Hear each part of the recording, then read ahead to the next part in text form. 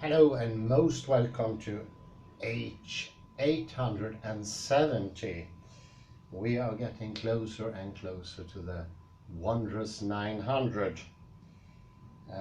We are presently playing in the somewhat smaller room of 8.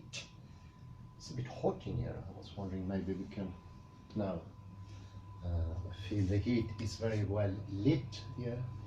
Place here. Give some heat away. That gives me an idea. I was thinking of the metaphor, and one metaphor that is commonly used both in Derrida and his, compatriot, you could say Merleau-Ponty, that is the body, the presencing of the body. I mentioned earlier on that deconstruction could be said to be the revealment of cutting off the body from perception, or the body from control. And this stagnant body becomes going from something that is movable, this fluidity, to something that is static. And this static thing is the world, a world that is unchangeable and has definite properties that are not due to change. And this is also the world of the firm objects. These objects do not have an interior. They are not close to us. We don't know them. We don't know how to treat them. And I had the example earlier here with the computer. We don't know the inside of the computer. We don't know the workings of things. One thing of expressing that is done by Heidegger, and he calls that Zug or Zug. And it means things that are something for us. It's a specific meaning. I don't know if it's a parallel development in Sweden and Swedish and German, but in Swedish we have a similar expression, and it's gone from meaning all the things that we have used for, and now particularly usually means fabric. And you can see the development going from something that is for us only, going to something that is mostly something that clothes us, and to the very substance of the thing. And it gets less and less of something for us and more something that is not for us. It's something irrelevant. And this is the lack of depth. Depth is knowing something by heart. And I really mean heart, not by a distance. And knowing something by heart is knowing how to handle it. The tyg we had in the military was all we needed. It could be the cars we used, shovels, it could be boxes, what we slept in tents, rucksacks, all those things was for us. So it's a very peculiar and specific word, and it doesn't have an equivalent in modern Swedish. And I think it was a very good word to be chosen by Heidegger, because it shows this when we do things with the things around us, in contrast at just looking at them, not be part of them. They are not something for us anymore. They are distant.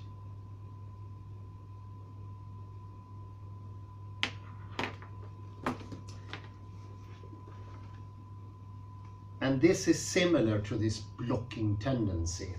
We block out, like saying no to something. We don't let impressions come into us. Perception is being shut off in this process, but it's also blockage that makes for heaviness.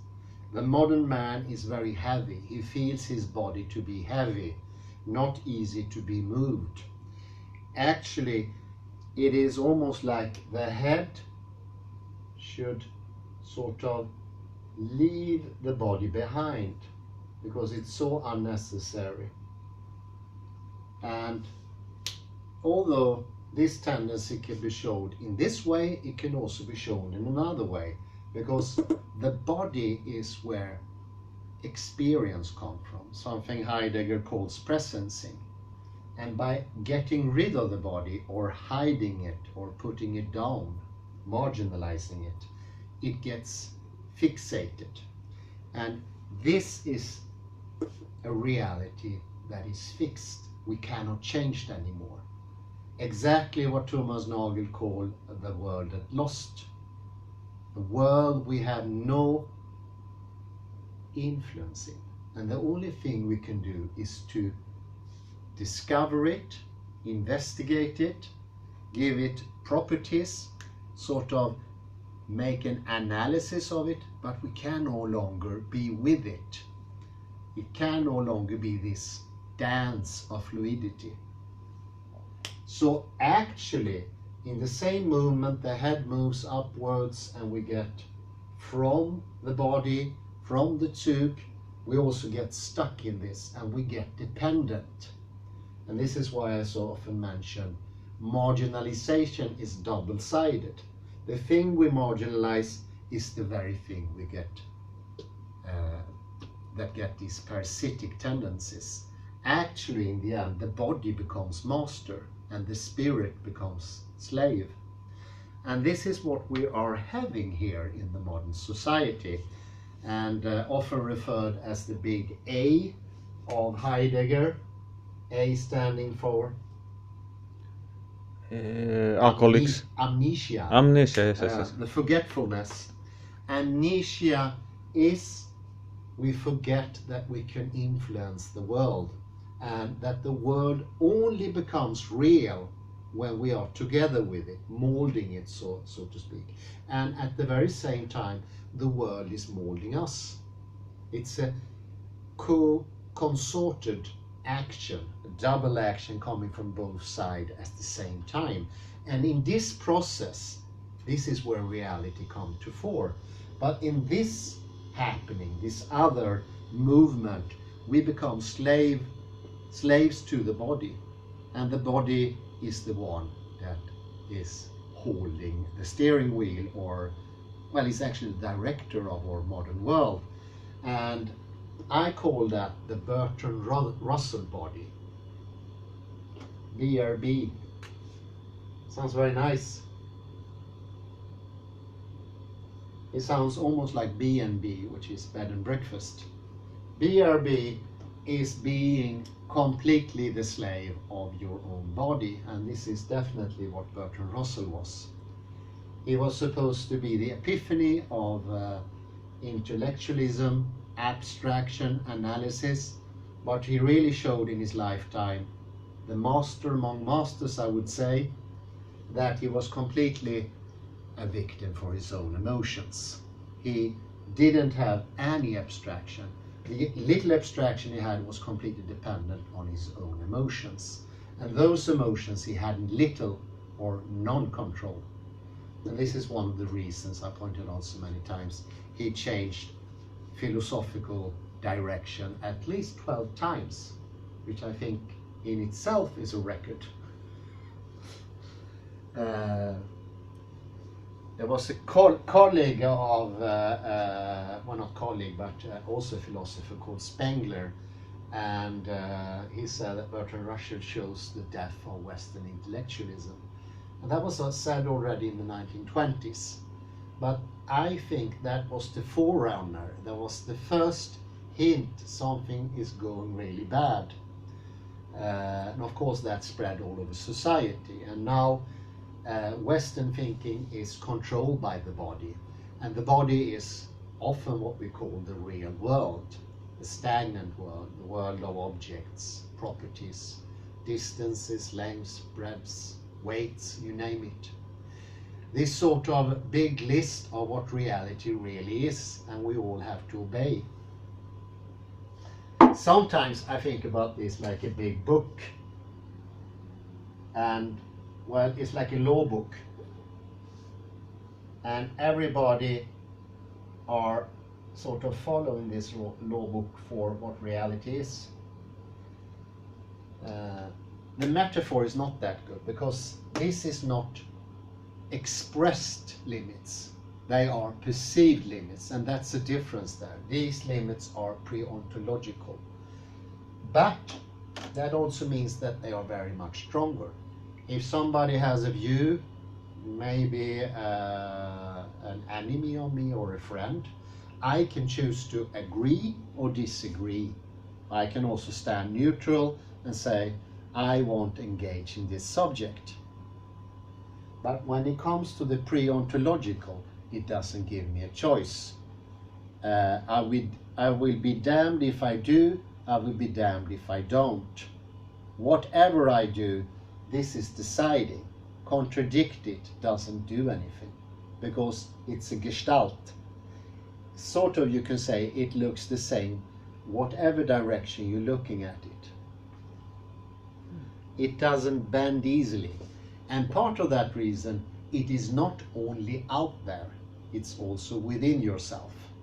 And this is what makes this book so great, because it shows the way for me as a person to do my own deconstruction, because I'm realizing the zest of it.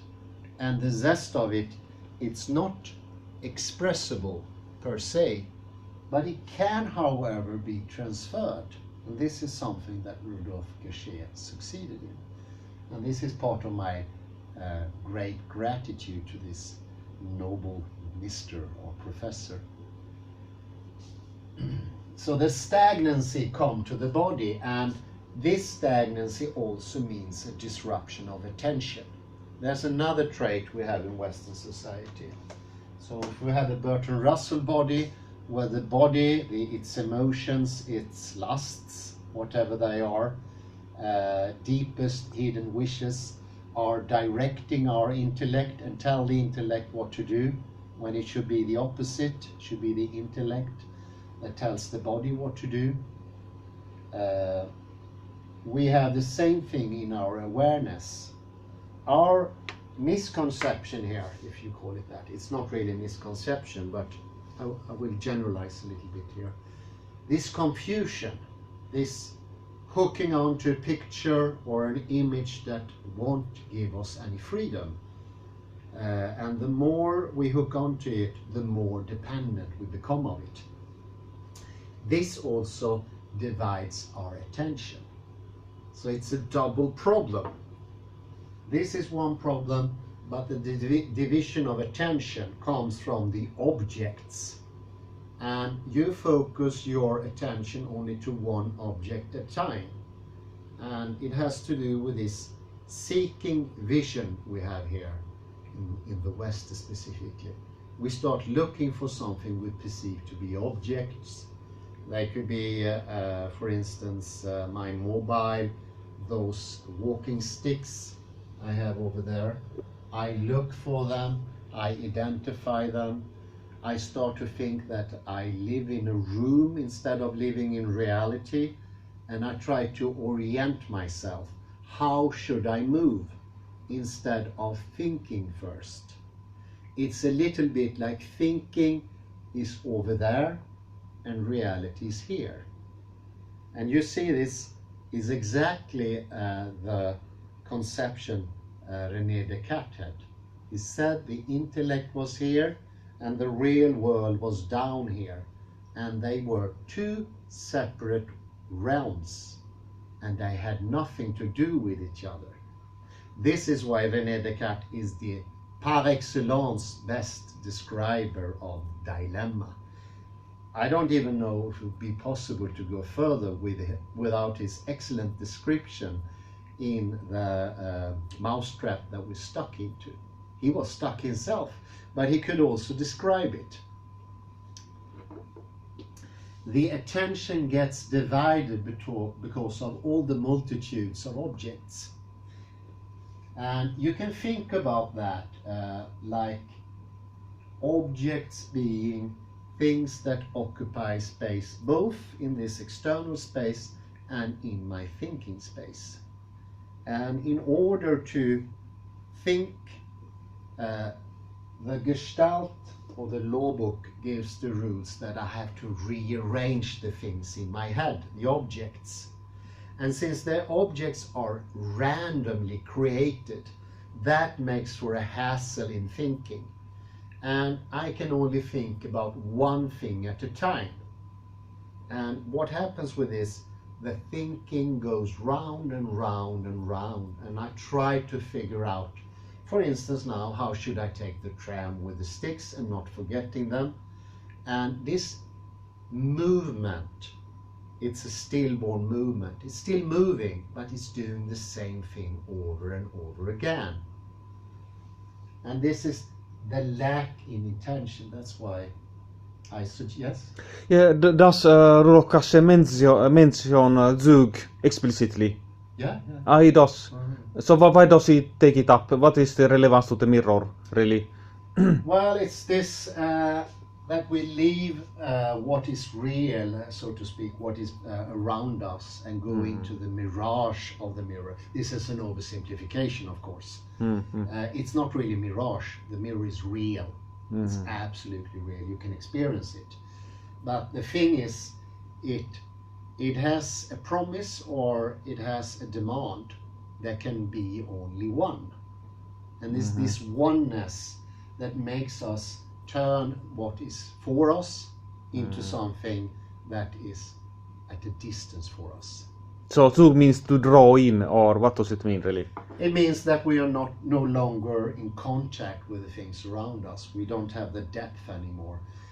This is no longer a cup for me. It's no longer something for my hand. It becomes just an object. And this also question, and this is going to be another lecture of course, but this also question, what is an object? Question that Heidegger takes up a lot. What is an object? Because we are rather sloppy when we say something is an object, because there's a whole lot of difference between something that is nothing for me and something that is something for me. And of course our language is not trapping us, but it's making it easier for me to get trapped myself. This is not a construct of language itself. But if I were a Navajo Indian, that would never have happened, because there's no objects in Navajo Indian language. None. But Rudolf Kasche, he shows that there doesn't have to be that way, and you can remain in your own language. You don't have to speak Navajo to get out of it, which is a relief. Have you seen the grammar of Navajo? It is incredible. It's just beyond belief. It's without a doubt the most complicated language on earth. And it was even so complicated that the Americans used this as a codified language to transmit information when it came to intelligence in the Second World War in the Pacific Theater. It was much better than any coded thing you could make. I think you can conjugate a verb at least in 100,000 ways in Navajo. And, well, attention is also part of it, because we divide our attention. It is no longer a whole. All the objects, whatever they are, they take a grasp of our attention. And attention is the direction. You can also call this the movement, the fluidity. And since this snake is so good, the Nagarjuna snake, what Nagarjuna tries to do is to show that there is still a movement possible.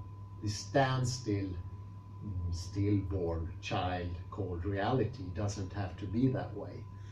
And it's another interesting thing when it comes to attention. I'm just going to finish the attention thing off here.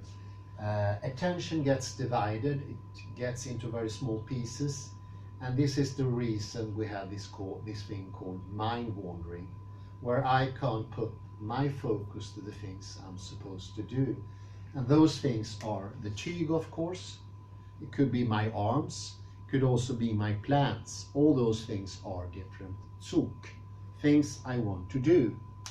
And that is rather crippling. The lack of attention, it's a felt thing. And this is coupled to boredom. Boredom, as I mentioned many times before, is something we associate for the first time with the late 18th century. And this boredom, I would say, is lack of attention. So since you have lack of attention, you don't have this fantastic feeling of being present and exactly knowing what you are thinking. And you know the next step. And you also know how to express yourself. And another glorious detail of attention is that I can keep my attention on the camera now and on the one that holding the camera, but at the very same time I can be aware where I am. And I have to be honest, when I talk to the camera now, try to focus on the subject, the area behind me disappears. And that's one more reason it feels so crowded. This is an enclosed space here. In a way, it's very good we happen to come here to room 8, but it doesn't have to be that way.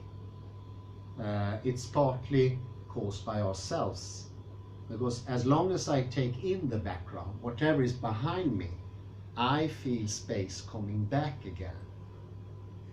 And this is a very clear thing to show why there is no space. It's being occupied by all the objects. I shouldn't point here, because this is not what I mean by an object.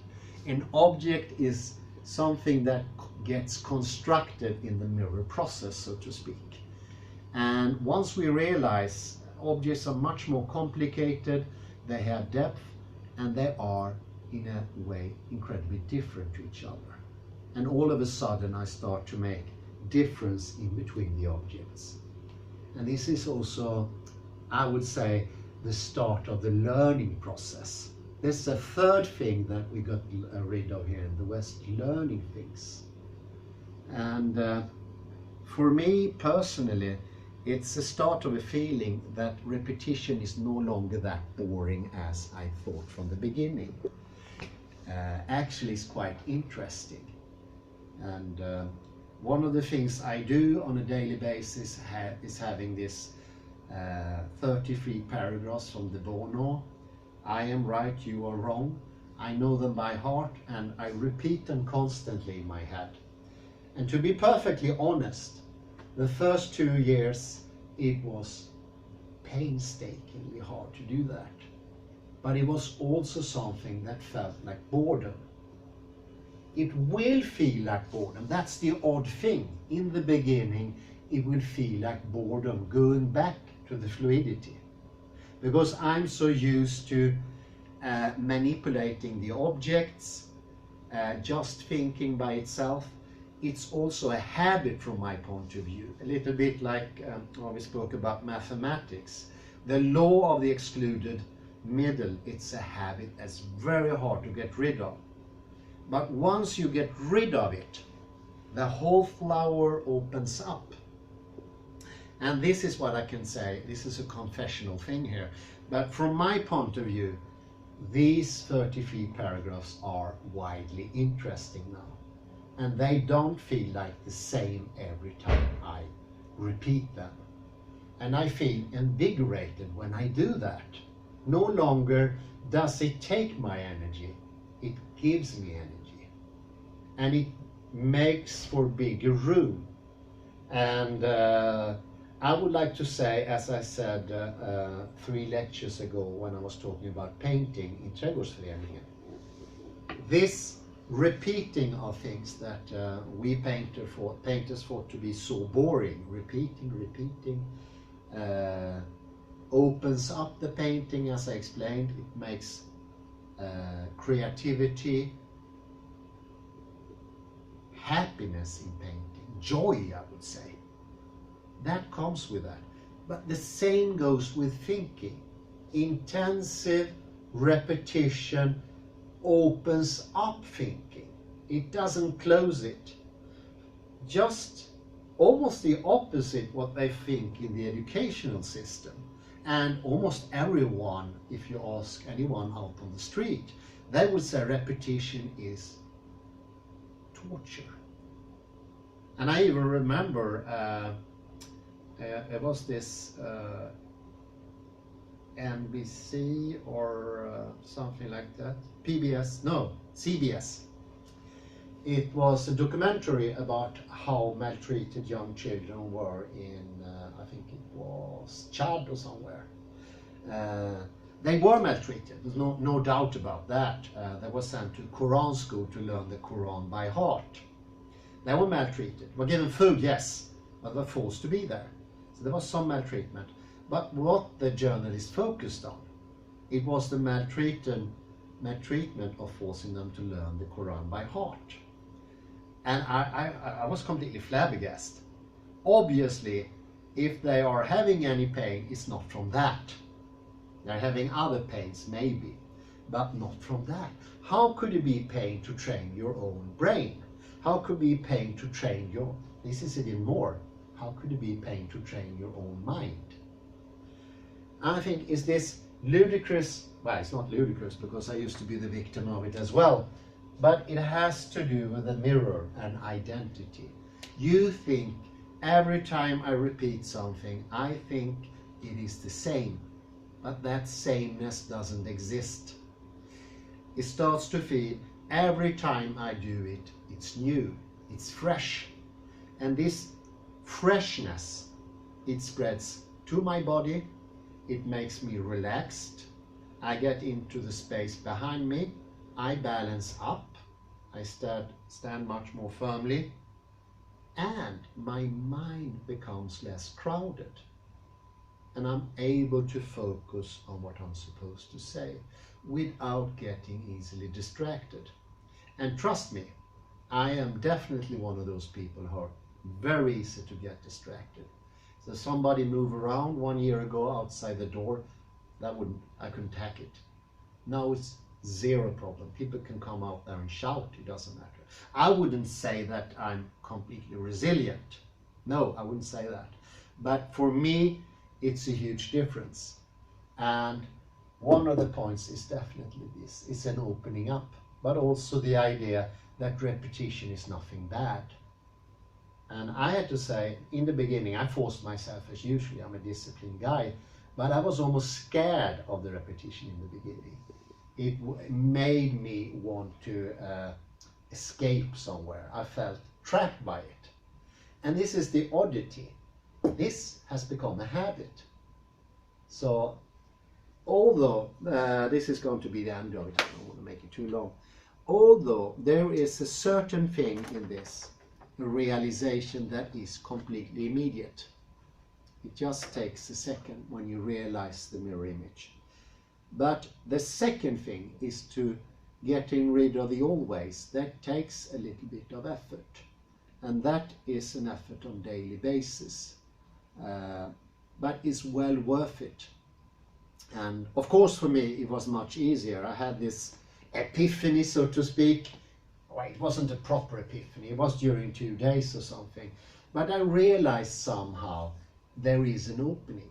And that opening is not in my concepts only, it's not only in the proof of science, it's not only in the books, it is something in reality itself. And that trumps everything. This is the real McCoy, so to speak, the real thing. And I think that's an excellent moment to finish off this week of lectures. See you next week. Bye bye. Thank you.